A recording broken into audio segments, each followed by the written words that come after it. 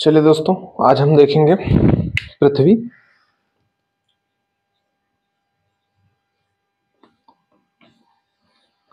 इसके पहले के लेक्चर में हम लोगों ने ब्रह्मांड का चैप्टर कंप्लीट कर लिया है और आज हम पृथ्वी का चैप्टर कंप्लीट करेंगे, जिसमें हम मूल रूप से 3 चीजें देखेंगे। सबसे पहले हम देखेंगे पृथ्वी की उत्पत्ति,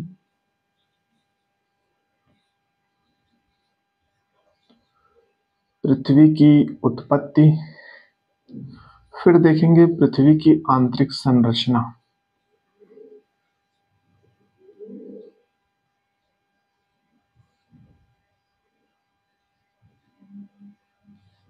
उसके बाद हम देखेंगे पृथ्वी की गतियां।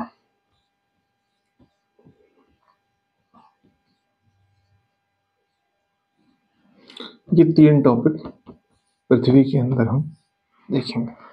पृथ्वी की उत्पत्ति, उसकी आंतरिक संरचना और पृथ्वी की गतियां।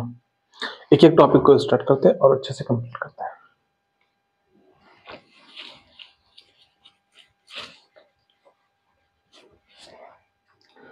पृथ्वी की उत्पत्ति। सबसे पहले हम देखेंगे कि पृथ्वी की उत्पत्ति हुई कैसे। पृथ्वी की उत्पत्ति देखें, पृथ्वी की उत्पत्ति कैसे हुई, इसके बारे में विद्वानों में मतभेद है और इसी मतभेद के आधार पर विभिन्न विद्वानों ने जो है अलग अलग मत प्रस्तुत किए हैं और उसको हम 2 भागों में वर्गीकृत करके देख सकते हैं। जो वैज्ञानिकों का मत है उसको हम 2 भागों में वर्गीकृत करेंगे। पहला है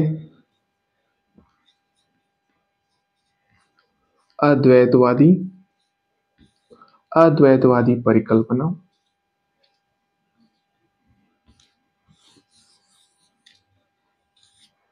और दूसरा है द्वैतवादी परिकल्पना।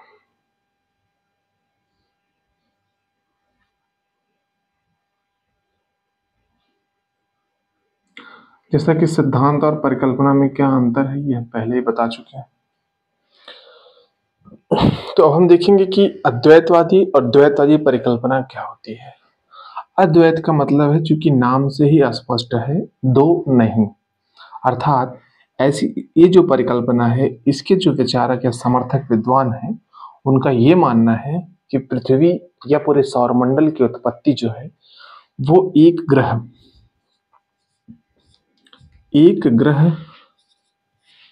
या वस्तु से हुई है। मतलब वो कहते हैं कि जिस भी चीज से हुई है, किसी एक चीज से हुई है। और इसमें प्रमुख विद्वानों का नाम है Comte de बफन,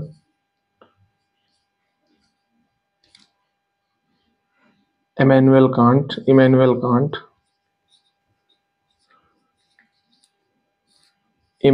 can't, Laplace, Ross, Lockyer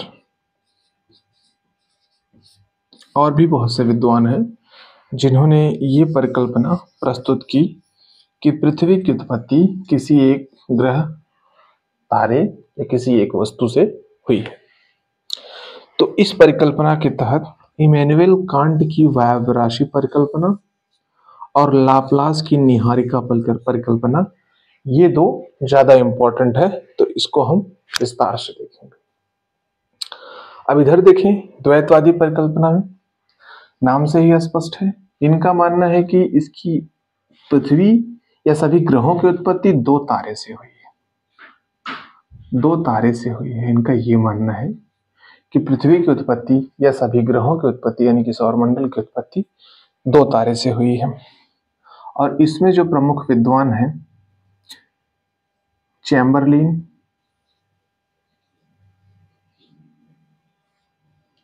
molten, James jeans,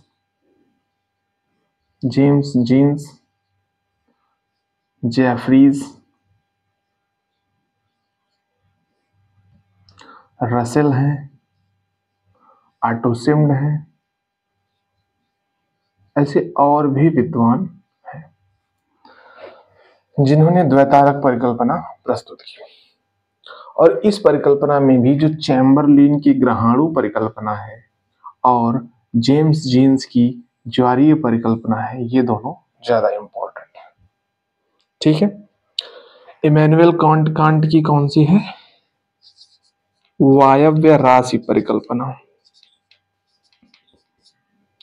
वायव्य राशि हाइपोथेसिस।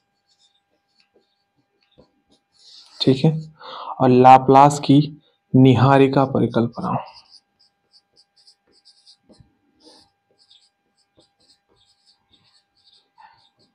ये दो परिकल्पनाएं अद्वैतवादी परिकल्पना में ज्यादा इंपॉर्टेंट है, और इधर द्वैतवादी में चैम्बरलिन की ग्रहाणु परिकल्पना, ग्रहाणु परिकल्पना,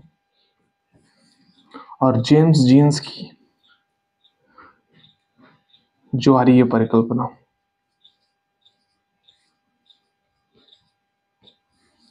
देखिए, जो चैम्बरलिन की ग्रहाणु परिकल्पना है इसमें मोल्टन का भी कुछ योगदान है, और जो जेम्स जीन्स की ज्वारीय परिकल्पना है इसमें जेफरीज का भी योगदान है।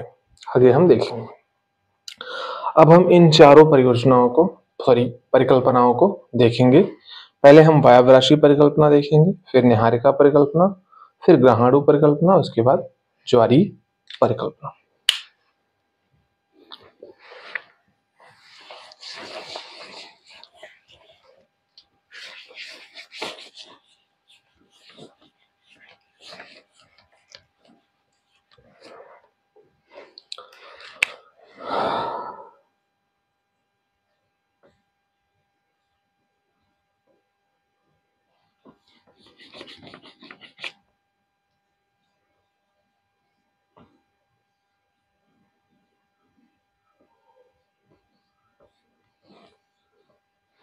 ठीक है, पहली परिकल्पना है वायव्य राशि परिकल्पना, वायव्य राशि हाइपोथेसिस परिकल्पना। ठीक है, देखिए ये परिकल्पना किसने प्रस्तुत की? इमैनुअल कांट ने।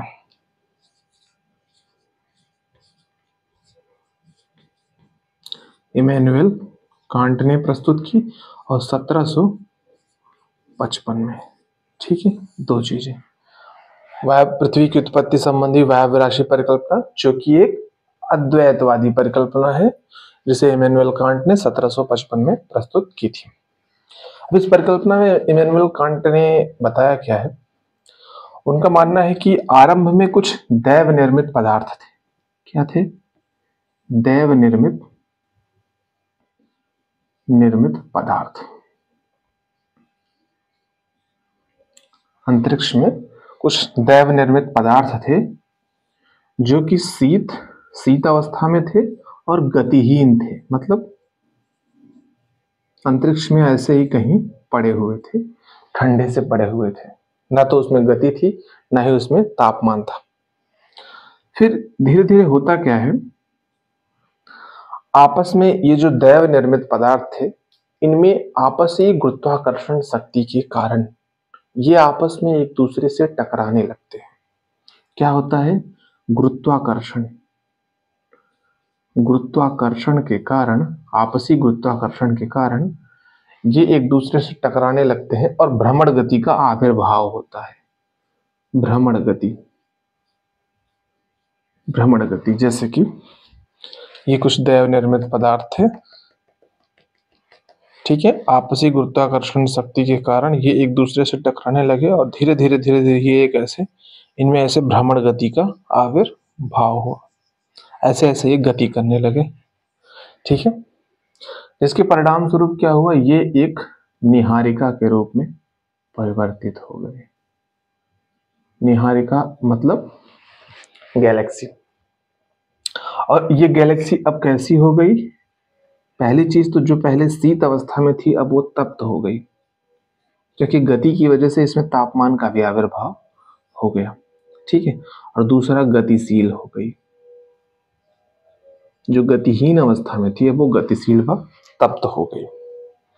अब इसी निहारिका में जो है केंद्रा प्रसारित बल के कारण निहारिका में गति करते करते केंद्रा प्रसारित बल के प्रभाव से, ठीक है, किससे?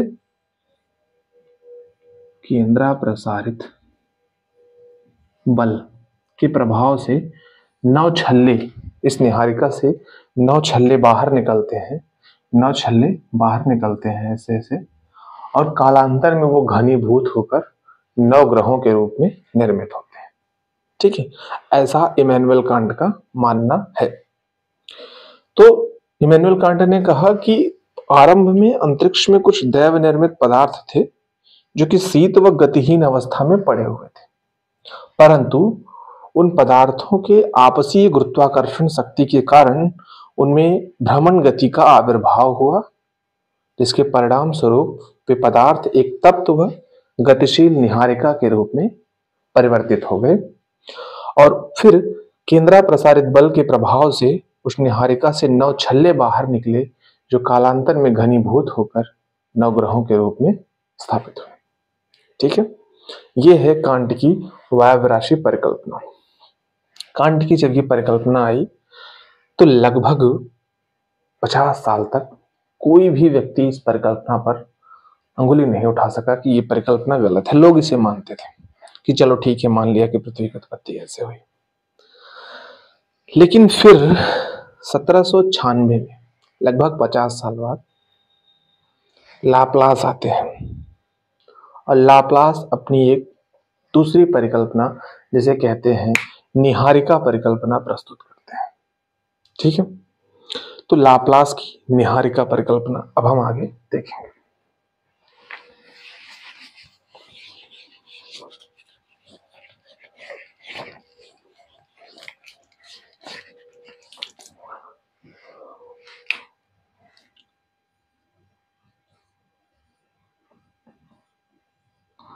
निहारिका परिकल्पना,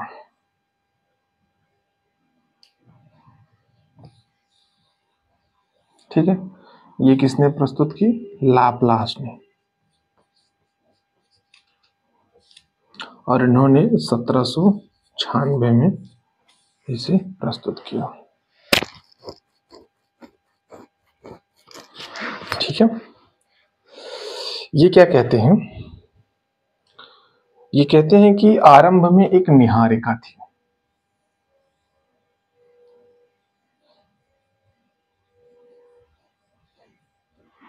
एक क्या थी? निहारिका। और ये निहारिका कैसी थी? ये तप्त थी और गतिशील थी।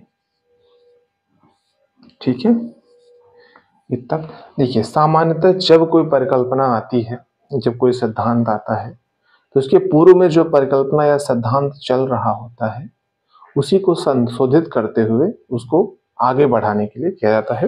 तो अगर आप देखेंगे तो जो इमैनुअल कांट की वायव्य राशि परिकल्पना है, उसमें वो जो दैव निर्मित पदार्थ हैं, कालांतर में वो एक निहारिका के रूप में तप्त और गतिशील निहारिका में परिवर्तित हो जाते हैं।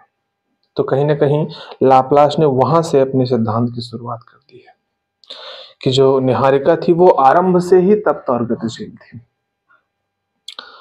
इसमें क्या होता है, निहारिका जो है तीव्र गति से ऐसे घूर्णन करती है, उसके बाद निहारिका के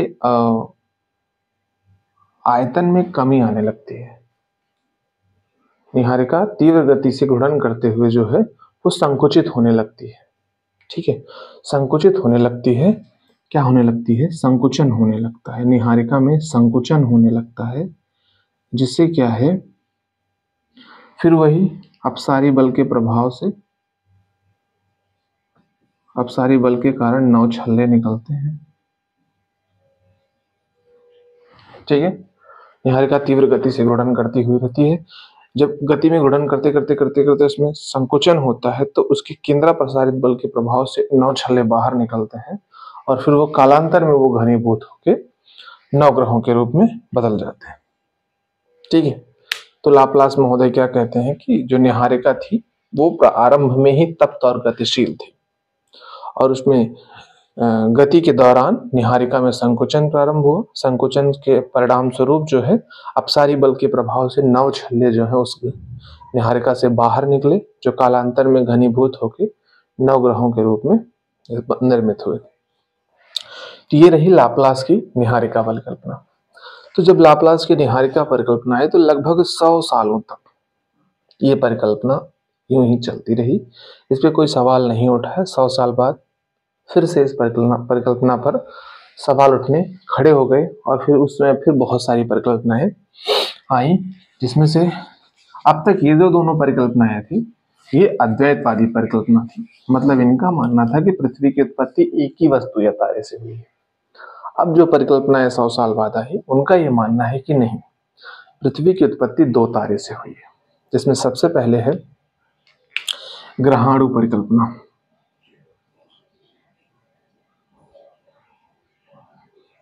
ग्रहाणु परिकल्पना,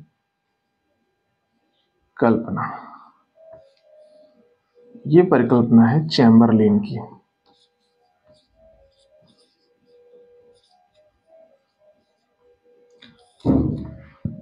ठीक है, चैम्बरलेन की ग्रहाणु परिकल्पना है। 1905 में इन्होंने ये परिकल्पना दी थी।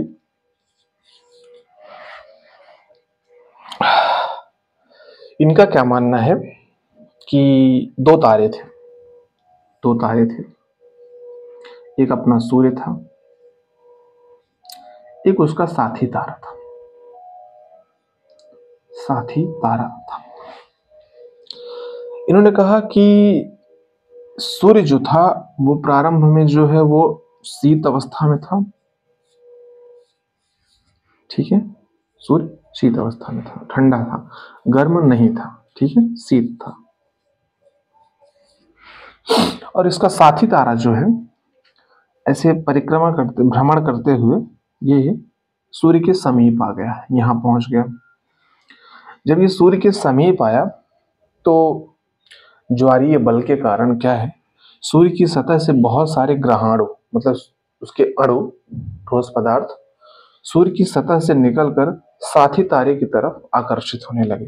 साथी तारे के जो गुरुत्वाकर्षण बल या ज्वारीय बल के प्रभाव से जो निकलकर इसकी तरफ अग्रसरित हुए। लेकिन ये साथी तारा जो था ये आगे की तरफ ऐसे बढ़ गया।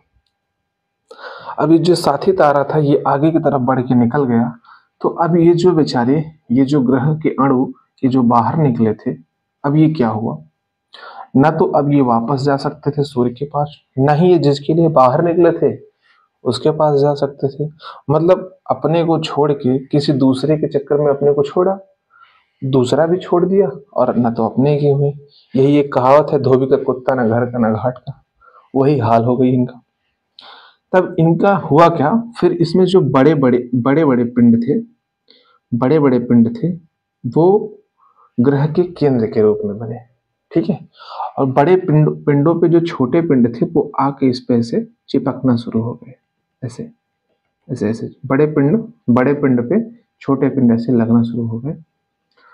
और फिर ऐसे क्या हुआ, यही जो ग्रहाणु जो निकले थे वही ऐसे घनीभूत हुए, जिसमें बड़े पिंड केंद्र का काम किए और छोटे पिंड उसकी बाहरी परत के रूप में उसको आकार दिए। और फिर ऐसे ये घनीभूत होकर, ये परिवर्तित होकर कालांतर में ये नवग्रहों के रूप में ऐसे बन गए और सूर्य की परिक्रमा करने लगे। ठीक है, सूर्य से निकले थे। देखिए, चैम्बरलेन कहते हैं कि 2 तारे थे, एक सूर्य था, एक साथी तारा था। साथी तारा जो है वो भ्रमण करते हुए ऐसे सूर्य के समीप पहुंचा। जब समीप पहुंचा तो साथी तारे के ज्वारीय बल के प्रभाव से सूर्य की सतह से बहुत सारे ग्रहाणु यानी कि अणु, ठोस पदार्थ, कण टूटकर साथी तारे की तरफ अग्रसरित हुए। लेकिन साथी तारा भ्रमण करते हुए आगे निकल गए। तो जो पदार्थ सूर्य की सतह से बाहर निकले थे वो पदार्थ अब सूर्य का चक्कर लगाने लगे और वो घनीभूत होकर धीरे धीरे ग्रहों के रूप में निर्मित हो गए, जिसमें जो बड़े बड़े चट्टान थे या बड़े पदार्थ थे या बड़े ग्रहाणु थे वो ग्रह के केंद्रीय भाग के रूप में, जबकि जो छोटे छोटे थे वो उसके चारों तरफ से चिपक गए और एक बड़े बड़े ग्रहों का निर्माण हुआ। और जो छोटे छोटे पिंड बचे थे वो आज भी क्षुद्रग्रह के रूप में बचे हुए हैं। आज भी वो क्षुद्रग्रह के रूप में सूर्य की परिक्रमा कर रहे हैं। तो चैम्बरलेन की ये ग्रहाणु परिकल्पना भी काफी चर्चा में रही।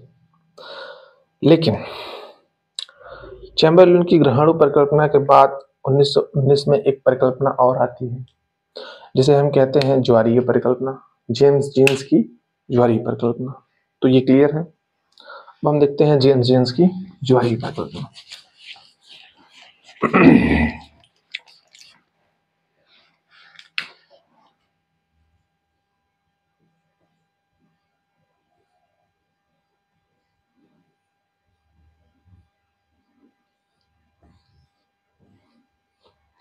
ये जेम्स जीन्स की है।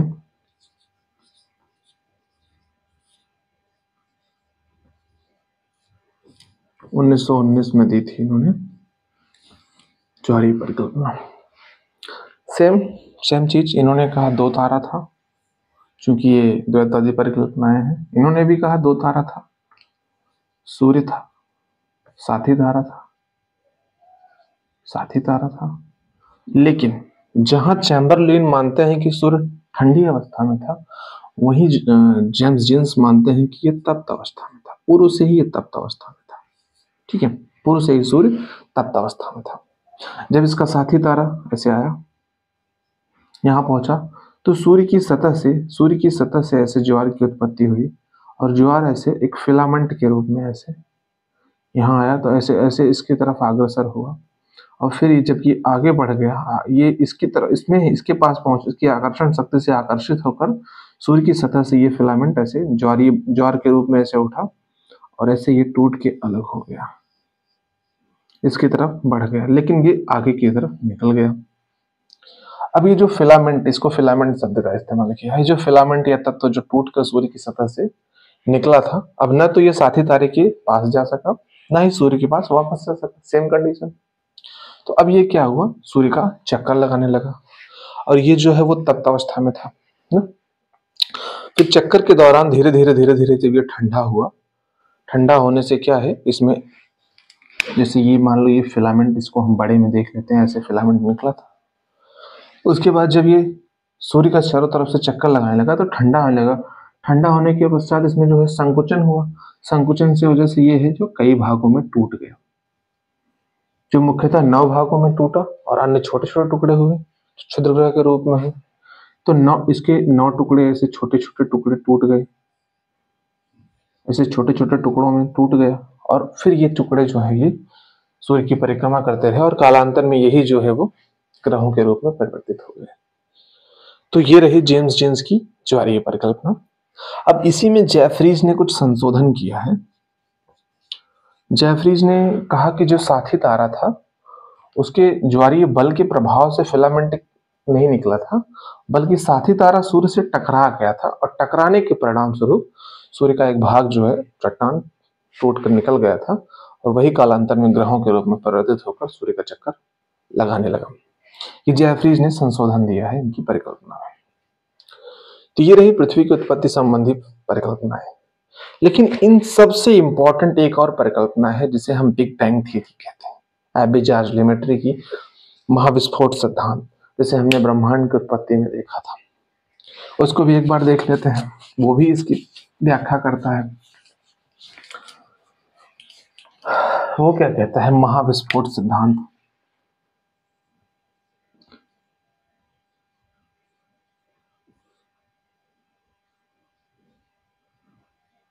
ठीक है, तो इसमें ये कहा गया कि प्रारंभ में ब्रह्मांड था, तप्त था। ठीक है, तप्त अधिक घनत्व वाला ब्रह्मांड था, इसमें कालांतर में विस्फोट हुआ। ब्रह्मांड है ये, ब्रह्मांड में विस्फोट हुआ,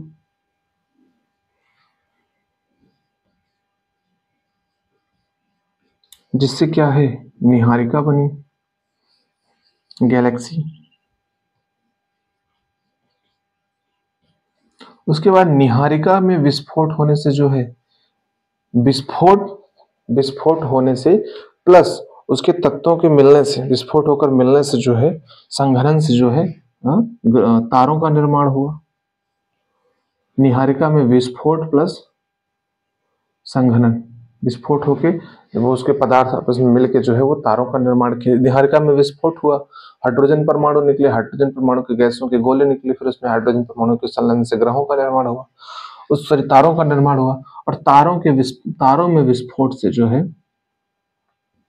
विस्फोट से ग्रहों का निर्माण हुआ। तारों में विस्फोट हुआ, उसके जो पदार्थ निकले वो घनीभूत होके जो है ग्रहों के रूप में निर्मित हुए और वो उसका चक्कर लगाने लगे। इसीलिए निहारिका जो है, देखो ग्रह जो है वो तारों का चक्कर लगाते हैं, तारे जो है अपने निहारिका केंद्र का चक्कर लगाते हैं, और निहारिका जो है अपने ब्रह्मांड के केंद्र का चक्कर लगाते हैं, क्योंकि ये इनसे निकले हुए हैं। ये रहा महाविस्फोट सिद्धांत एबेजाज लेमेट्रे का है। तो ये रही पृथ्वी की उत्पत्ति संबंधी सारी संकल्पनाएं। सब संकल्पना ही है, कोई सिद्धांत नहीं है। इसको सिद्धांत कहते हैं क्योंकि सर्वमान यही है। ठीक, अब हम पृथ्वी की आंतरिक संरचना देखेंगे।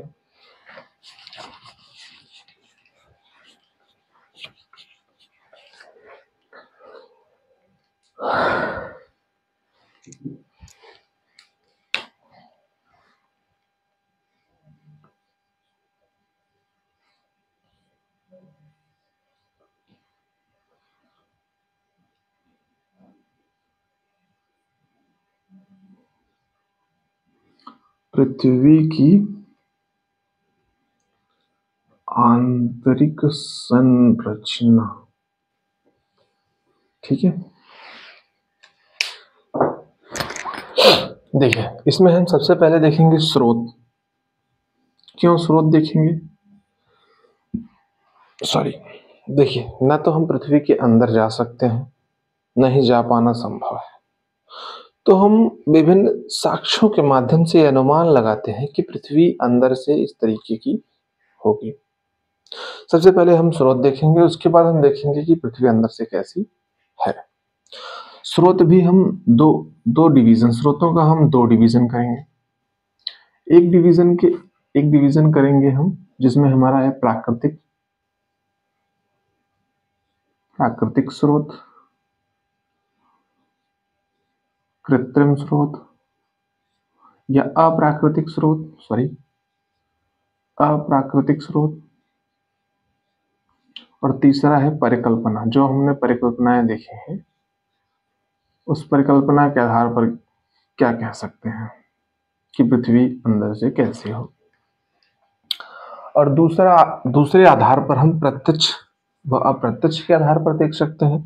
मतलब ये दोनों अलग अलग डिवीजन है, ठीक है। एक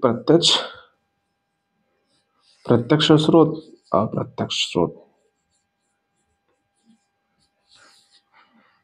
ठीक है।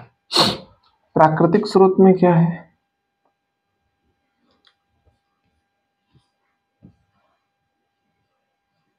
ज्वालामुखी है,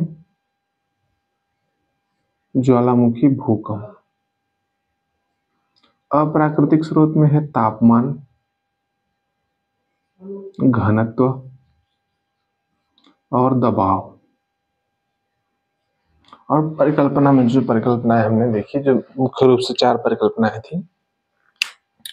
और प्रत्यक्ष स्रोत में क्या है? प्रत्यक्ष में है ज्वालामुखी और खनन, जो हम खनन गतिविधियां करते हैं उससे। अप्रत्यक्ष में है तापमान, घनत्व और दबाव। उसके बाद दूसरा है गुरुत्वाकर्षण, भूकंप, ठीक है, गुरुत्वाकर्षण, भूकंप। तीसरा है उल्कापिंड।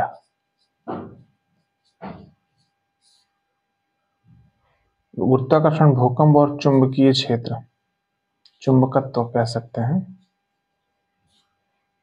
उल्कापिंड, ठीक है। ये हमारे स्रोत हैं। पृथ्वी की आंतरिक संरचना को जानने के लिए जो स्रोत हैं,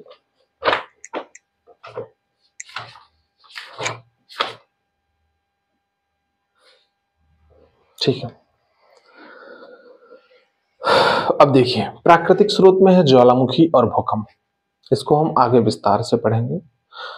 इसमें ज्वालामुखी में सिंपल सी चीज है, ज्वालामुखी से जो मैग्मा लावा के रूप में बाहर निकल रहा है उसमें हम देख के अवलोकन कर सकते हैं कि हाँ इसमें कौन से पदार्थ पाए गए हैं, कौन से तत्व हैं, कौन से चट्टाने हैं। हाँ? उसके बाद भूकंप। भूकंप में क्या है, भूकंप में पी तरंग, एस तरंग और एल तरंगे होती हैं। सामान्यतः तरंगे एक सामान्य अगर एक सामान्य चट्टान में, एक ही प्रकार की चट्टान में एक ही तरह की गति करती हैं, समान गति करती हैं। अगर पृथ्वी एक ही तरह की चट्टान से निर्मित होती तो अगर पृथ्वी के एक कोर पे भूकंप, एक इधर साइड भूकंप आता तो यहाँ भूकंप की किरणें, भूकंप की तरंगे जो है वो सीधे जाती, लेकिन ये सामान्यतः ऐसे अवतलित होकर इधर ऐसे वक्रीकृत हो जाती हैं।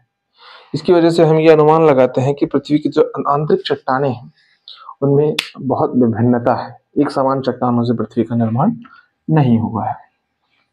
ठीक है, उसके बाद हम अप्राकृतिक स्रोत में हम तापमान देखेंगे।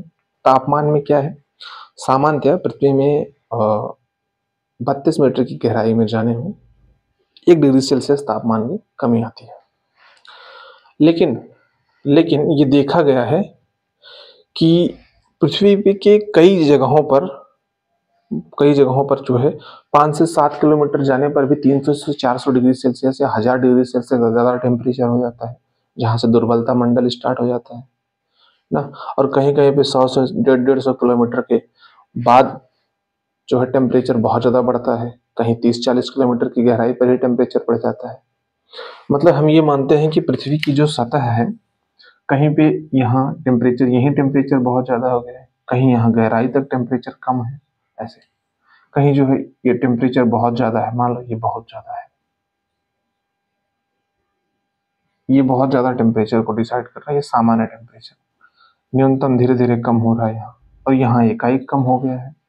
तो हम ये कह सकते हैं कि पृथ्वी पर जो है कि आंतरिक संरचना कुछ इस हिसाब से होगी कि कहीं अधिक गहराई पर ठोस चट्टाने हैं और कहीं कम गहराई पर ही तरल चट्टाने आ गई हैं, अंदर जो है तरल अवस्था में आ गई है। और भूकंप से हम देखेंगे तो ये भी अनुमान लगता है कि पृथ्वी अंदर से पूरी तरीके से ठोस नहीं है, कोई ऐसी परत है जो कि तरल अवस्था में है, तरल रूप में बाहर निकल रही है।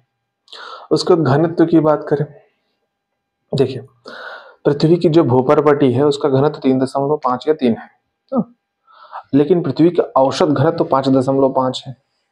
अगर मानते हैं कि औसत घनत्व 5.5 है और भूपर्पटी का 3.5 है, इसका मतलब है कि जो अधिकतम घनत्व होगा वो 5.5 से ज्यादा ही होगा, यानी कि पृथ्वी का जो अंतरतम भाग है वो अधिक घनत्व का है।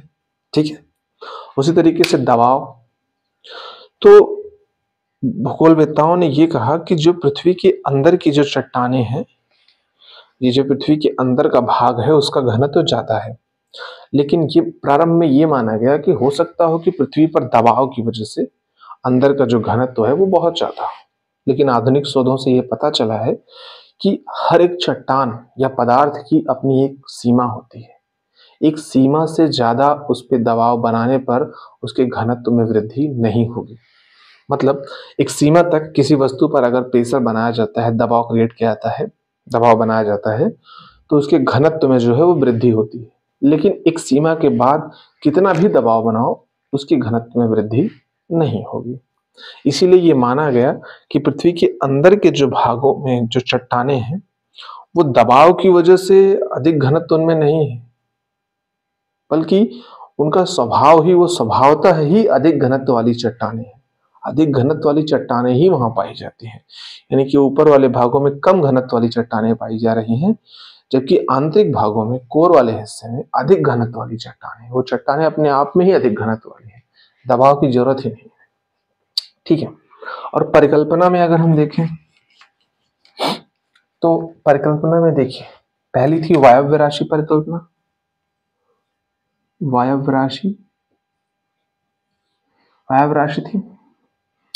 उसके बाद ग्रहाणु परिकल्पना थी,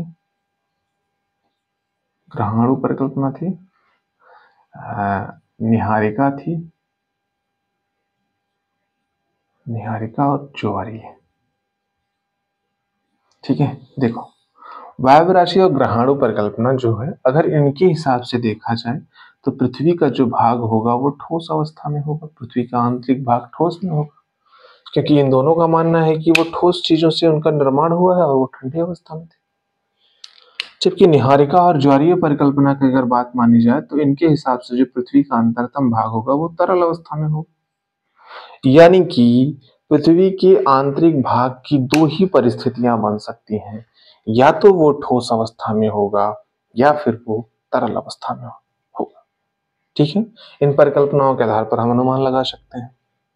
अब इधर हम दूसरे डिवीजन में अगर देखें तो प्रत्यक्ष स्रोत में ज्वालामुखी और खनन है। प्रत्यक्ष सिंपल, जिन्हें हम आंखों से देख सकते, ज्वालामुखी से जो पदार्थ निकल रहा है वो देख के अवलोकन कर सकते हैं। खनन गतिविधियों के माध्यम से, जैसे बहुत सारे हम खान बनाते हैं, खुदाई करते हैं, तो अंदर से पदार्थ निकलता है, तत्व निकलते हैं, खनिज निकलते हैं, धातुएं निकलती हैं, तो उसका अवलोकन करके हम ये अनुमान लगा सकते हैं कि अंदर किस तरीके की चीजें पाई जाती हैं। अप्रत्यक्ष में तापमान, घनत्व, दबाव, वही सेम चीज।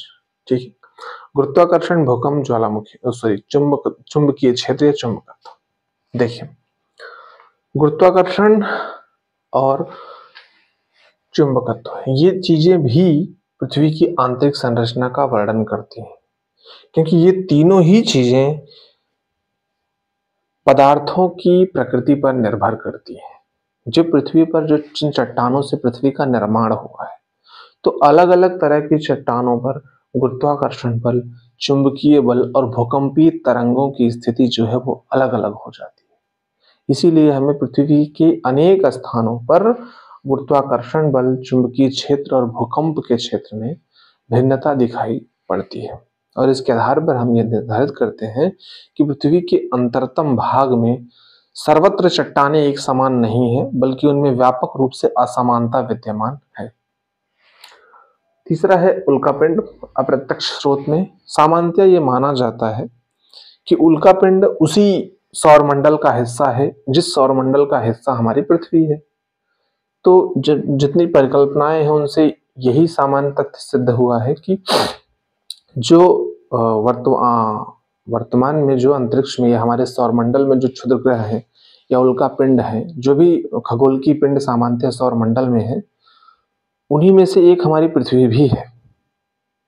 ठीक है, मतलब अगर हम किसी उल्कापिंड के चट्टान का अध्ययन करते हैं तो हम ये अनुमान लगा सकते हैं कि ऐसे ही कुछ हमारी पृथ्वी की भी चट्टान होगी।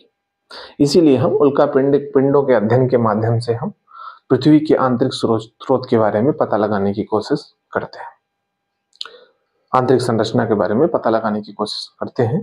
तो ये रहे स्रोत जिनके माध्यम से हम ये जानने की कोशिश करते हैं कि पृथ्वी अंदर से कैसी है। तो अब तक भूवैज्ञानिकों ने बहुत सारी चीजें जानी है, तो उन्होंने जो जाना है, जो उन्होंने बताया है कि पृथ्वी अंदर से कैसी है, अब हम वो देखेंगे कि पृथ्वी अंदर से कैसी है।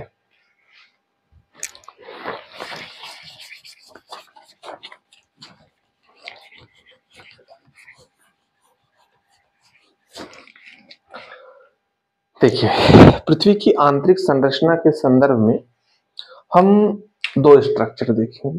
पहला है IUGG का, IUGG, और दूसरा है एडवर्ड स्वेस का, एडवर्ड स्वेस।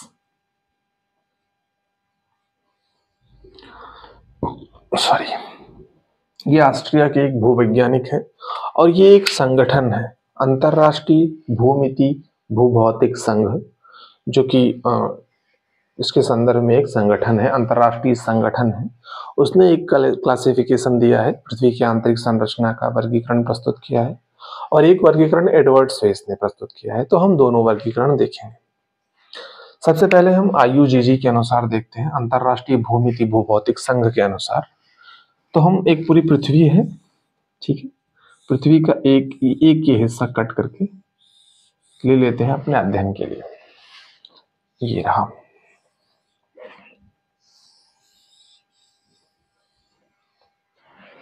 ठीक है। तो IUGG ने इसका 3 वर्गीकरण प्रस्तुत किया है, 3 भागों में इसको विभाजित किया है। परपटी, इसी को क्रस्ट कहते हैं, मेंटल और कोर। ठीक है, तो इसमें परपटी के बारे में क्या कहा गया है हम देखते हैं। परपटी के बारे में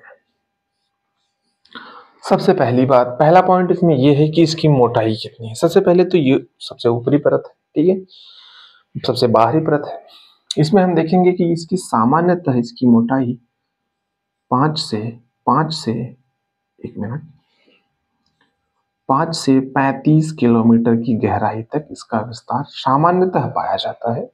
वैसे तो कई कई जगह 100 किलोमीटर, 200 किलोमीटर, 150 किलोमीटर, 200 नहीं, 100 किलोमीटर, 50 किलोमीटर, 70 किलोमीटर तक पाया गया है। खासकर जहां वलित पर्वत है, जहां कोई बड़े पर्वत है, उसके नीचे का जो हिस्सा है वहां गहराई, इसकी मोटाई ज्यादा हो जाती है, लेकिन सामान्यतः 5 से 35 किलोमीटर पाया जाता है। तो परपटी का वो हिस्सा जो महाद्वीप महासागर में पड़ता है, ठीक है, जैसे ये परपटी है, ठीक है, ये महाद्वीपीय हिस्सा है और ये महासागरीय हिस्सा है, ये ऊपर की चट्टान है। तो जो महासागरीय महाद्वीपीय प्लेट है, ये महाद्वीपीय क्षेत्र है और ये महासागरीय है। तो महाद्वीपीय क्षेत्र में इसकी जो मोटाई है वो सामान्यतः 35 किलोमीटर है और महासागरीय क्षेत्र में इसकी मोटाई सामान्यतः 5 किलोमीटर है। ठीक है, ये 5 से 35 क्यों है समझ गए। महासागरीय क्षेत्र में सामान्यतः 35 किलोमीटर और महाद्वीपीय क्षेत्र में सामान्यतः 35 किलोमीटर और महासागरीय क्षेत्र में सामान्यतः 5 किलोमीटर है। अब भूपर्पटी का वो हिस्सा जो महाद्वीपीय क्षेत्र में है, इसका निर्माण जो है सिलिका और एल्यूमिनियम से हुआ है, इसीलिए इसको सियाल कहते हैं। आप ध्यान से सुनिए, जब ये दोनों वर्गीकरण हम बता देंगे तो अब अपने डाउट्स, आपके सारे डाउट्स क्लियर हो जाएंगे। जो महाद्वीपीय क्षेत्र है भूपर्पटी का, वो सियाल से बना है, सिलिका और एल्यूमिनियम से, जबकि जो महासागरीय क्षेत्र है भूपर्पटी का, वो सिलिका और मैग्नीज से बना है, मैग्नीशियम से बना है, सिलिका और मैग्नीशियम से बना है, इसीलिए इसको सीमा परत के नाम से भी जाना जाता है। मतलब भूपर्पटी की महाद्वीपीय परत को सियाल और महासागरीय परत को सीमा कहते हैं। ठीक है, क्लियर। अब देखिए, यहां एक असंबद्धता पाई जाती है, कोरोनाड असंबद्धता। कोरोनाड असंबद्धता मतलब भूकंपीय जो तरंगे होती है उनकी गति के आधार पर यह संबद्धता डिसाइड की जाती है। उसमें ज्यादा अंदर जाने की जरूरत नहीं है, बस ये समझिए कि कोरोनाड असंबद्धता जो है वो परपटी को 2 भागों में डिवाइड कर देती है। ठीक है, अपर क्रस्ट और लोअर क्रस्ट, मतलब ऊपरी भूपर्पटी और निचला भूपर्पटी, तथा मोहो असंबद्धता जो है, मोहो असंबद्धता जो है वो परपटी और मेंटल को पृथक करती है। मतलब परपटी और मेंटल के बीच, भूपर्पटी और मेंटल के बीच मोहो असंबद्धता है तथा ऊपरी भूपर्पटी और निचली भूपर्पटी के मध्य कोरोनाड असंबद्धता है। ठीक है, क्लियर। पहला पॉइंट हमने ये देखा, कितना है, कैसे है, उसका क्लासिफिकेशन। दूसरा पॉइंट ये देखा, कोरोनाड और मोहो असंबद्धता जो इसका डिवीजन कर रही है। तीसरा पॉइंट हम ये देखते हैं कि जो ये भूपर्पटी का पूरा क्षेत्र है, ये संपूर्ण पृथ्वी के आयतन का भूपर्पटी 1% हिस्सा है। ठीक है, संपूर्ण पृथ्वी के आयतन का भूपर्पटी केवल 1% हिस्सा है। Is that clear? ओके, तो भूपर्पटी में इतनी चीजें आप ध्यान में रखेंगे। अब हम चलते हैं मेंटल पे।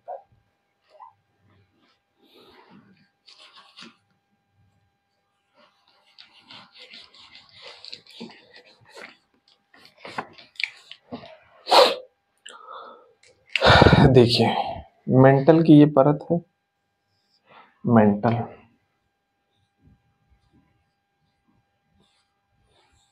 पहला चीज कि मोहो असंबद्धता से लेकर 2900 किलोमीटर की गहराई तक, ठीक है, मोहो से लेकर मोहो असंबद्धता से 2900 किलोमीटर की गहराई तक मेंटल का विस्तार पाया जाता है। ठीक है। उसके बाद दूसरा चीज, लोअर क्रस्ट यानी कि निचली भूपरपट्टी, ये निचली भूपरपट्टी और ऊपरी मेंटल, ये मेंटल का ऊपरी क्षेत्र ये दोनों मिलाकर जो है स्थल मंडल कहलाते हैं। ठीक है। क्या? ऊपरी भूपरपट्टी प्लस मेंटल का ऊपरी भाग, ऊपरी मेंटल नहीं कह सकते, मेंटल का ऊपरी भाग, जिसकी मोटाई कितना है? लगभग 100 किलोमीटर। 100 किलोमीटर की इस मोटी परत को क्या कहते हैं? स्थल मंडल कहते हैं। ठीक है, स्थल मंडल कहते हैं। जब आप प्लेट टेक्टोनिक सिद्धांत पढ़ेंगे तो यही स्थल मंडल जो प्लेटों के रूप में है, तो 100 किलोमीटर मोटा ये स्थल मंडल है, यही प्लेटों के रूप में है, जिसमें 7 बड़ी प्लेटें और बहुत सारी छोटी प्लेटें हैं। ठीक है, जिसमें महाद्वीपीय विस्थापन सिद्धांत वगैरह वगैरह सब देखेंगे। उसके बाद तीसरा चीज है दुर्बलता मंडल।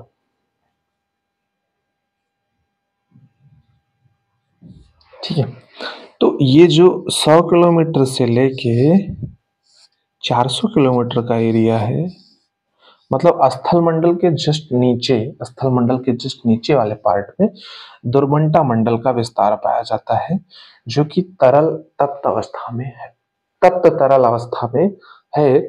इसी को मैग्मा चैम्बर भी बोलते हैं, क्योंकि इसमें मैग्मा पाया जाता है, मैग्मा चैम्बर बोलते हैं।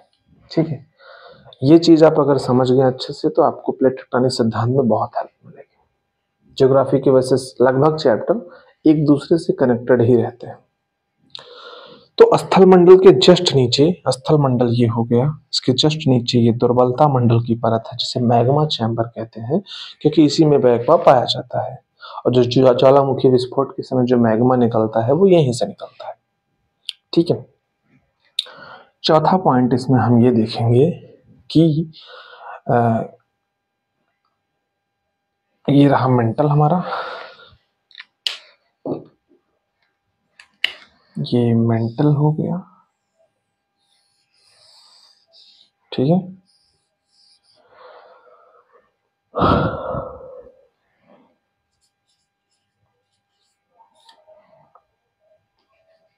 गुटेनबर्ग पॉइंट ये है कि गुटेनबर्ग असंबद्धता जो है, गुटेनबर्ग असंबद्धता जो है वो मेंटल पार्ट को कोर से अलग करती है, तथा रेपटी असंबद्धता अपर मेंटल को, ये अपर मेंटल हो गया, ये अपर मेंटल हो गया, ये लोअर मेंटल हो गया। अपर मेंटल को लोअर मेंटल से रेपटी असंबद्धता अलग करती है, जबकि पूरे मेंटल को कोर से गुटेनबर्ग असंबद्धता अलग करती है। और पांचवा पॉइंट इसमें आ जाएगा कि ये जो मेंटल पार्ट है पूरा का पूरा संपूर्ण पृथ्वी के आयतन का 84% है। ठीक है, ये पॉइंट्स हो गए मेंटल में। और यही हमारे यूपीएससी में एक बार प्रश्न आ चुका है कि मेंटल के बारे में लिखना है। 5 पॉइंट पर्याप्त है, आप लिख सकते हो। थोड़ा एनालिटिक लिखना ज्यादा अच्छा रहता है उसमें आपको प्लेट टेक्टोनिक, ये दोनों पॉइंट ज्यादा विस्तार करना है, जिसमें प्लेट टेक्टोनिक थ्योरी और ज्वालामुखी वाला थ्योरी को ऐड करके आंसर लिखना था उसमें। तो ये रहा मेंटल, जो मोहो असंबद्धता से लेके 2900 किलोमीटर तक इसका विस्तार पाया जाता है। इसी मेंटल पार्ट में ऊपरी भोपरपट्टी और मेंटल के ऊपरी हिस्से को मिलाकर स्थल मंडल पाया जाता है, जो कि 100 किलोमीटर तक जिसकी मोटाई है। और इसके जस्ट नीचे 100 से 400 किलोमीटर तक दुर्बलता मंडल का विस्तार पाया जाता है, जिसे मैग्मा चैम्बर कहते हैं। और जो मेंटल है वो गुटेनबर्ग असंबद्धता के माध्यम से कोर से अलग होता है, जबकि रेपटी असंबद्धता के माध्यम से ऊपरी मेंटल और निचली मेंटल का विभाजन होता है। मेंटल संपूर्ण पृथ्वी के आयतन का 84% हिस्सा कवर करता है। Mental clear. अब हम कोर देखें।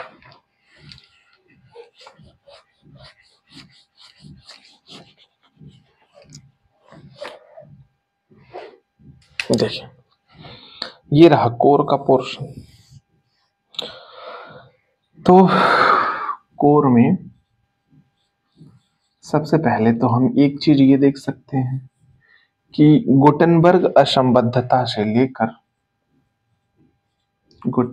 से लेकर 6370 किलोमीटर, यानी कि पृथ्वी का केंद्र, ये पृथ्वी का केंद्र है। गुटेनबर्ग असंबद्धता से लेकर पृथ्वी के केंद्र तक, अर्थात धरातल से 370 किलोमीटर, 6370 किलोमीटर की गहराई तक कोर का विस्तार पाया जाता है। यहां है लेहमैन असंबद्धता। तो दूसरा पॉइंट यह है कि लेहमैन असंबद्धता कोर को दो भागों में विभाजित करती है, ऊपरी कोर और निचला कोर। ठीक है, ऊपरी कोर और निचला कोर। ठीक है, अपर कोर एंड लोअर कोर। जो अपर कोर है, ऊपरी कोर है, ये तरल अवस्था में है, और जो निचला है ये ठोस अवस्था में है। ठीक है, अपर कोर तरल अवस्था में है, तरल में है, और निचला कोर जो है वो ठोस अवस्था में पाया जाता है। ठीक है, चौथा चीज हम इसमें ये देखेंगे कि जो कोर है, यहीं से पृथ्वी में चुंबकत्व की उत्पत्ति होती है। जो चुंबकीय प्रभाव होता है, पृथ्वी का चुंबकत्व, ये यही कोर पार्ट से ही, कोर भाग से ही इसका संबंध होता है। और अगला पॉइंट हम देखेंगे इसमें, इसका जो निर्माण हुआ है कोर का, वो निकिल और फेरस से हुआ है, इसीलिए इस परत को निफे भी कहते हैं। ठीक है, तो ये रहा कोर, जो कि गुटेनबर्ग संबद्धता से लेकर पृथ्वी के केंद्र बिंदु अर्थात 6370 किलोमीटर की गहराई तक विस्तृत है। अर्थात ये भी कह सकते हैं कि पृथ्वी की त्रिज्या जो है वो 6370 किलोमीटर है। और लेहमैन असंबद्धता कोर को दो भागों में विभाजित करता है, ऊपरी कोर और निचला कोर। ऊपरी कोर तरल अवस्था में है, जबकि निचला कोर ठोस अवस्था में है। कोर जो है वो निकिल और फेरस से मिलकर बना है, इसीलिए इसको निफे कहते हैं। और कोर से ही चुंबकत्व की उत्पत्ति होती है। और कोर जो है वो संपूर्ण पृथ्वी के आयतन का 15% हिस्सा कवर करता है। ठीक है, ये रहा अंतरराष्ट्रीय भूमिति भूभौतिक संघ के अनुसार पृथ्वी की आंतरिक संरचना। अब हम देखेंगे एडवर्ड स्वेस के अनुसार पृथ्वी की आंतरिक संरचना। एडवर्ड स्वेस महोदय, सेम प्रोसेस, इन्होंने इसका 3 भागों में विभाजन किया है, वर्गीकरण किया है। इसे वो ऊपरी परत कहते हैं, ऊपरी परत। इसे मध्यवर्ती परत कहते हैं, मध्यवर्ती परत कहते हैं। इसे केंद्रीय भाग कहते हैं। इनका मानना है कि इसका निर्माण सिलिका और एल्यूमिनियम से हुआ है, इसीलिए ये इसको सियाल कहते हैं। मध्यवर्ती परत का निर्माण सिलिका और मैग्नीशियम से हुआ है, इसीलिए इसको सीमा कहते हैं। और इनका मानना है कि केंद्रीय का निर्माण निकिल और फेरस से हुआ है, इसीलिए ये इसे निफे की परत कहते हैं।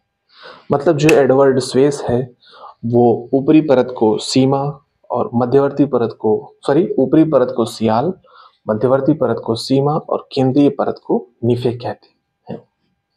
तो ये रहा दोनों डिवीजन। ये अंतरराष्ट्रीय भूमिति भूभौतिक संघ का डिवीजन है, जो कि ज्यादा प्रामाणिक है। ये एक विद्वान है जो ऑस्ट्रिया के हैं, ऑस्ट्रिया यानी कि यूरोप का ऑस्ट्रिया, जिसकी राजधानी वियना है, वहां के रहने वाले थे एडवर्ड स्वेस। इन्होंने अपना खुद का वर्गीकरण प्रस्तुत किया है। ठीक है, तो ये दोनों पृथ्वी की आंतरिक संरचना के बारे में बताते हैं। पृथ्वी की आंतरिक संरचना कंप्लीट हुई, पृथ्वी की उत्पत्ति हो गई, आंतरिक संरचना हो गई। अब हम पृथ्वी की गतियां करेंगे।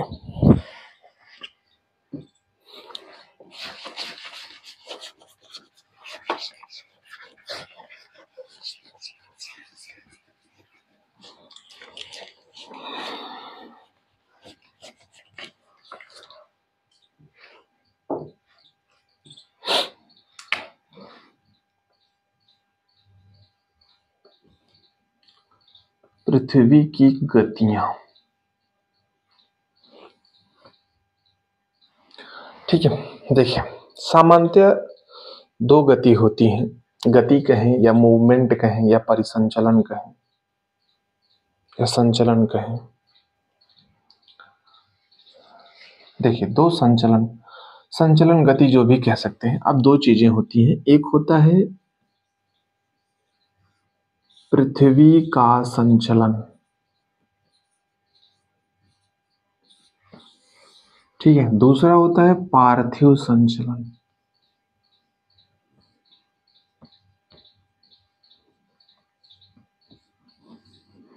ठीक है, सॉरी, पृथ्वी का संचलन यानी कि जब पृथ्वी एक इकाई के रूप में, एक यूनिट के रूप में संचलन करती है, गति करती है, मूवमेंट करती है, तो उसे पृथ्वी का संचलन कहते हैं। और जब पृथ्वी का कोई एक भाग गति, मूवमेंट या संचलन करता है तो उसे पार्थिव संचलन कहते हैं। ठीक है, पृथ्वी का संचलन, जब पृथ्वी, पूरी की पूरी पृथ्वी जब कोई गति करे एक साथ तो उसे पृथ्वी का संचलन कहते हैं। और जब पृथ्वी का कोई एक भाग में कोई गति हो रही है तो उसे पार्थिव संचलन कहते हैं। इसमें आता है आपका घूर्णन गति, घूर्णन गति, और आता है परिभ्रमण गति, परिभ्रमण गति। इसमें आपका आ जाएगा ज्वालामुखी, ज्वालामुखी और सुनामी। देखिए, ज्वालामुखी और सुनामी है वो किसी एक हिस्से में आती है। तो ज्वालामुखी और सुनामी का टॉपिक हम आगे देखेंगे ही। यहां हमको मूल रूप से घूर्णन गति और परिभ्रमण गति के बारे में ही पढ़ना है। ठीक है, कोई समस्या?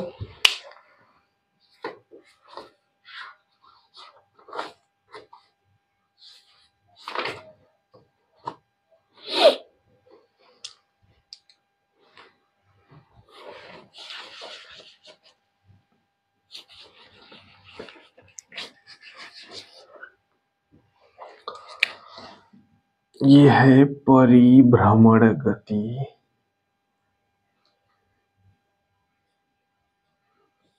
परिभ्रमण गति और घूर्णन गति, दोनों तुलनात्मक रूप से पढ़ेंगे तो अच्छे से समझ में आ जाएगा। परिभ्रमण का मतलब जब पृथ्वी सूर्य का दीर्घवृत्ताकार परिपथ में उसका परिभ्रमण करती है तो उसे परिभ्रमण गति कहते हैं। कि जैसे ये सूर्य हो गया और ये दीर्घवृत्ताकार परिपथ में ये पृथ्वी हो गई, ये है पृथ्वी और ये है सूर्य। ठीक है, जब पृथ्वी दीर्घवृत्ताकार परिपथ में सूर्य का परिभ्रमण करती है, का भ्रमण करती है, तो उसी को परिभ्रमण गति कहते हैं। और जब पृथ्वी ये इसका पोल है, नॉर्थ पोल, साउथ पोल, जब पृथ्वी अपने अक्ष पर, अपने धुरी पर गति करती है तो उसे घूर्णन गति कहते हैं। एक ये पृथ्वी है ऐसे ऐसे ऐसे ऐसे ऐसे गति करती, घूर्णन गति, और जब ऐसे सूर्य की परिक्रमा करती, परिभ्रमण कर रहा है तो परिभ्रमण गति। ठीक है, ये हो गया, ये ऐसे ऐसे गति करती है। जैसे सामने से देखेंगे तो लगेगा कि पश्चिम से पूर्व की तरफ ये गति करती है ऐसे ऐसे, और सूर्य जो है, सूर्य की परिक्रमा पृथ्वी करती है।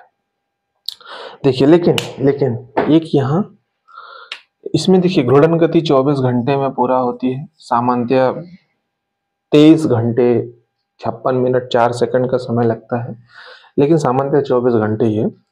तो परिभ्रमण में भी 365 दिन 6 घंटे का समय लगता है सामान्यतः। देखिए, अब परिभ्रमण गति के संदर्भ में दो परिकल्पनाएं हैं। एक है भू केंद्रित संकल्पना,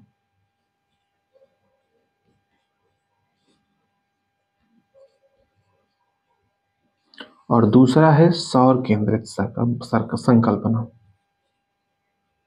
सौर केंद्रित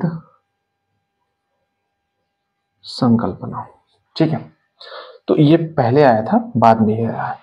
भू केंद्रित का प्रतिपादन क्लाउडियस टालमी ने किया है।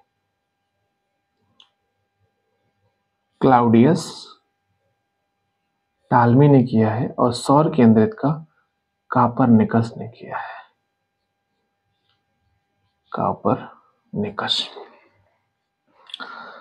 तो भू केंद्रित परिकल्पना जो है, संकल्पना जो है, वो पहले आई थी। इसमें क्लाउडियस टालमी ने ये कहा कि जो पृथ्वी है वो केंद्र में है, और जो सूर्य है वो पृथ्वी का चक्कर लगा रहा है। मतलब इन्होंने कहा भू केंद्रित, यानी कि भू केंद्र में है, यानी कि पृथ्वी केंद्र में है और सूर्य उसका चक्कर लगा रहा है। ये क्लाउडियस टालमी की है। जबकि बाद में कॉपरनिकस ने सौर केंद्रित संकल्पना प्रस्तुत की, और उन्होंने कहा ऐसा नहीं है, पृथ्वी केंद्र में नहीं है, सूर्य केंद्र में है, और पृथ्वी सहित अन्य ग्रह सूर्य का चक्कर लगा रहे हैं। इसीलिए इन्होंने कहा सौर केंद्रित, सूर्य केंद्र में है और पृथ्वी इत्यादि अन्य ग्रह इसका चक्कर लगा रहे हैं।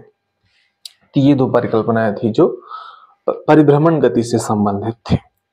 ठीक है, तो ये रहे घूर्णन गति, परिभ्रमण गति। सामान्य सा है, कोई रॉकेट साइंस नहीं है, समझ में आ गया होगा। इसमें एक चीज और है, परिभ्रमण गति के संबंध में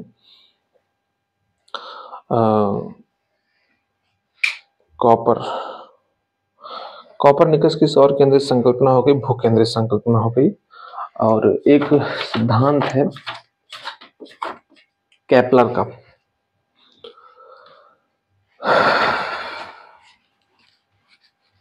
परिभ्रमण गति के संदर्भ में केपलर ने 3 सिद्धांत प्रस्तुत किया है। केपलर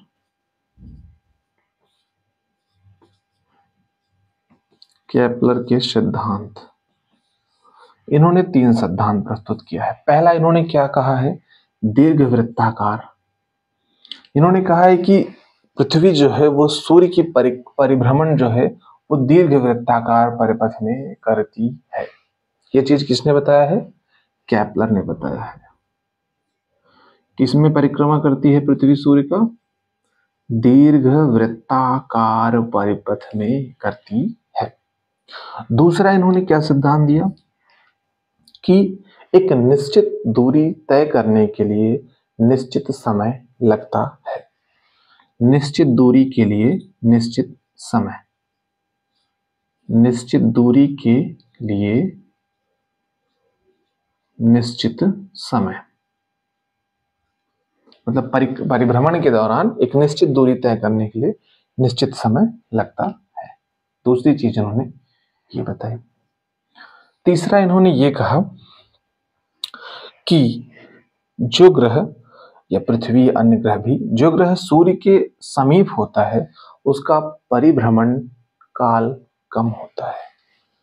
सूर्य के समीप ग्रह का परिभ्रमण काल कम होता है। ग्रह का परिभ्रमण काल, भ्रमण काल कम होता है। सामान्यतः जब सूर्य के समीप आता है तो उसकी गति थोड़ा सा बढ़ जाती है, और दूर रहने पर गति स्लो रहती है। इसकी वजह से जो समीप के ग्रह हैं उनका परिभ्रमण काल में समय कम लगता है। अब यही केपलर के जो सिद्धांत हैं, इन्हीं सिद्धांत के आधार पर दो घटनाएं ब्रह्मांड में घटित होती हैं, सौरमंडल में घटित होती हैं, जिसको हम उपसौर और अपसौर की घटना कहते हैं। इसे हम क्या कहते हैं, उपसौर और अपसौर की घटना कहते हैं। ठीक है, उपसौर और अपसौर। तो केपलर ने कहा ना कि दीर्घवृत्ताकार परिपथ में चक्कर लगा रही है। ठीक है, और निश्चित दूरी तय करने में निश्चित समय लग रहा है। जो समीप है उसका परिभ्रमण काल कम है। तो जब पृथ्वी जो है सूर्य की परिक्रमण के दौरान, सूर्य की से पृथ्वी यहां आ गई, अर्थ सन। तो जो ये एक सामान्यतः ये सही नहीं है चित्र, मतलब ये समझने के लिए है कि जब पृथ्वी जो है सूर्य के सबसे नजदीक आ जाए, मतलब उसके बीच की दूरी न्यूनतम हो, कितना, 147 मिलियन किलोमीटर। जब पृथ्वी सूर्य के सबसे नजदीक होती है, जब पृथ्वी सूर्य के परिभ्रमण के दौरान सूर्य के सबसे नजदीक होती है, अर्थात सूर्य से 147 मिलियन किलोमीटर पर होती है, तो उस स्थिति को उपसौर कहा जाता है। और ये घटना प्रतिवर्ष 3 जनवरी को होती है, क्योंकि एक साल में ये पूरा हो रहा है, तो न्यूनतम स्थिति साल में एक बार तो आएगी ही आएगी। तो 3 जनवरी को प्रतिवर्ष उपसौर की स्थिति होती है, जिसमें पृथ्वी सूर्य के सबसे नजदीक होती है, जो कि 147 मिलियन किलोमीटर है। और एक ऐसी स्थिति भी आती है जब पृथ्वी सूर्य के सबसे दूर होती है, ठीक है, तो उसे अपसौर कहते हैं, अपसौर कहते हैं। और ये दूरी होती है 152 मिलियन किलोमीटर। ये जो घटना है ये 4 जुलाई को होती है, ठीक है। अर्थात पृथ्वी अपने परिभ्रमण के दौरान जब सूर्य के सबसे नजदीक होती है, अर्थात 147 मिलियन किलोमीटर पर होती है, तो उस स्थिति को उपसौर कहा जाता है, जो कि 3 जनवरी को, जो कि प्रतिवर्ष 3 जनवरी को होती है। और जब ऐसी स्थिति होती है तो पृथ्वी के तापमान में 7 डिग्री सेल्सियस की वृद्धि हो जाती है। और इसीलिए 3 जनवरी के समय में पृथ्वी के उत्तरी गोलार्ध में शीत ऋतु और दक्षिणी गोलार्ध में ग्रीष्म ऋतु होती है। परिणाम स्वरूप इस समय उत्तरी गोलार्ध में, यानी कि जहां हम लोग हैं, यहाँ तापमान में 7 डिग्री सेल्सियस की वृद्धि होती है, जिससे कि क्या है, ठंड 7 डिग्री सेल्सियस बढ़ने की वजह से ठंड कम हो जाती है। जबकि दक्षिणी गोलार्ध पर, मकर रेखा पर स्थित देशों की स्थिति में क्या है, गर्मी की स्थिति होती है, वहां टेम्परेचर 7 डिग्री बढ़ जाता है उपसौर की स्थिति में। और जब पृथ्वी अपने परिभ्रमण के दौरान सूर्य की सबसे दूरी पर स्थित होती है, अर्थात 152 मिलियन किलोमीटर पर होती है, तो उसे अपसौर की स्थिति कहते हैं। यह स्थिति प्रतिवर्ष 4 जुलाई को होती है। और जब यह स्थिति होती है तो पृथ्वी के तापमान में 7 डिग्री सेल्सियस की गिरावट आती है। और इस दौरान पृथ्वी पर मतलब 4 जुलाई के आसपास पृथ्वी पर उत्तरी गोलार्ध में ग्रीष्म ऋतु और दक्षिणी गोलार्ध में शीत ऋतु का मौसम होता है। परिणाम स्वरूप उत्तरी गोलार्ध में 7 डिग्री सेल्सियस कम होने से गर्मी कम होती है, जबकि दक्षिणी गोलार्ध में शीत ऋतु है और वहां 7 डिग्री सेल्सियस टेम्परेचर कम होने से ठंड बढ़ जाती है, ठीक है। ये रहा पृथ्वी की गतियां, जिसमें हमने घूर्णन गति, परिभ्रमण गति देखा, उसके बाद हमने केपलर के नियम देखे, उसके बाद हमने अपसौर और उपसौर की घटना देखी, साथ ही हमने पार्थिव संचलन और पृथ्वी का संचलन में भी अंतर देखा। ये पूरा का पूरा हमारा टॉपिक पृथ्वी का, जिसमें पृथ्वी की उत्पत्ति, उसकी आंतरिक संरचना और उसकी गतियां समाप्त हुई। मिलते हैं अगले टॉपिक।